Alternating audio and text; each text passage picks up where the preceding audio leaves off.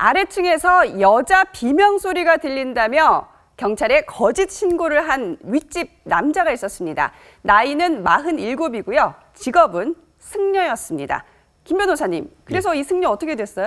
일단은 위계에 의한 공무집행 방해로 징역 6월에 집행유예 2년의 처벌을 받게 되었습니다. 이분들의 어떤 다툼을 보게 되면 7월로 거슬러 올라가야 됩니다. 이 승려는 3층에 살았고 그다음에 이 건물 승려의 아래층에 2층에 상가주택을 운영하고 있던 상가주택을 운영하고 있던 분이 살았던 것으로 보입니다. 그런데 우리가 상식적으로 생각을 하면 사실은 아래층에서 위층을 상대로 층간소음을 항의하지 않습니까? 그렇죠. 위에서 떠드니까. 근데 이거는 지금 반대로 3층에 살던 승려 윤모 씨가 2층에 사는 그 남자를 상대로 항의를 한 겁니다. 아, 정반대네요. 이게 반대인 겁니다. 이해를 하기가 좀 어려운데 그래서 문을 좀 2층의 분이 문을 좀 쾅쾅 닫으니까 시끄러우니까 문 좀 쾅쾅 닫지 말라라고 이렇게 항의를 하고 그게 또 항의가 안 먹히니까 직접 찾아가가지고 문을 막 발로 두드리면서 이거를 막 항의를 한 겁니다. 그러다 보니까 이제 2층에 사는 남자가 약간 조금 위협을 느꼈던지 경찰이 신고를 하게 됐습니다. 경찰이 신고를 하니까 또 이제 윤모 씨 입장에서는 이승려 윤모 씨 입장에서는 아니 내가 지금 피해를 봐서 이렇게 항의를 한 건데 나한테 정당성이 있는데 경찰이 신고를 해 하면서 이 지금 윤모 씨도 경찰에 신고를 하게 된 겁니다. 근데 이제 그 과정에서 허위로 아무도 없는데 여자가 비명 소리가 들린다 2층에서 그래서 빨리 출동을 해달라라고 하면서 무려 9차례나 그것도 아침 새벽 6시경에 그렇게 허위 신고를 하게 된 경위입니다. 아니 김성주 평론가님 아무리 층간소음이 심해도 이렇게 뭐 여자가 비명 소리 지른다 거짓으로 신고를 하다니 참 이승려 어떻게 봐야 될지 모르겠는데요. 경찰도 혼비백산해서 출동하지 않았겠습니까? 그렇죠. 지금 새벽에 그것도 여성이 이렇게 살려달라는 소리를 지른다. 비명이 들렸다.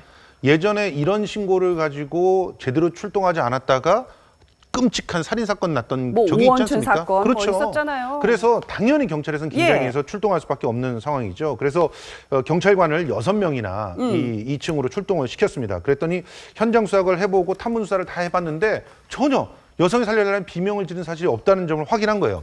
그래서 의심을 하게 된 거죠.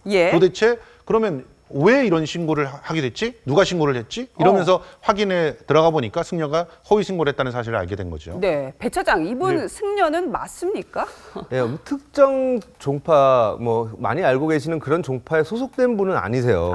네, 그 어디 종파인지는 모르고 혼자 꾸준히 불교 공부를 해왔다고 주장을 하시는 분인데 하지만 이렇게 그 층간소음을 못 견디고 이렇게 허위 신고를 하신 걸로 봐서 좀 부처님 가르침을 다 아직 못 깨우치신 거 아닌가 싶습니다.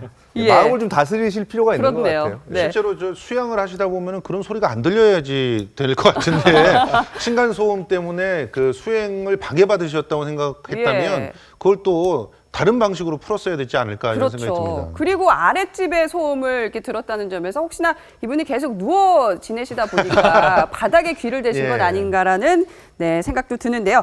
김 변호사님, 그런데 한편으로는요. 층간소음이 오죽했으며 이렇게 마음 공부하시는 분들도 극복을 못했을까 싶기도 해요. 사실 이 문제 굉장히 심각하잖아요. 맞습니다. 굉장히 심각한 사회적 문제입니다. 우리 국민들에게 한번 설문조사를 해보니까 아파트 거주자 중 무려 54%나 층간소음 문제로 이웃과 다툰 경험이 있다라고 이야기를 했습니다. 2집 중에 한 집이네요. 맞습니다. 사실은 저도 그런 경험이 있는데요.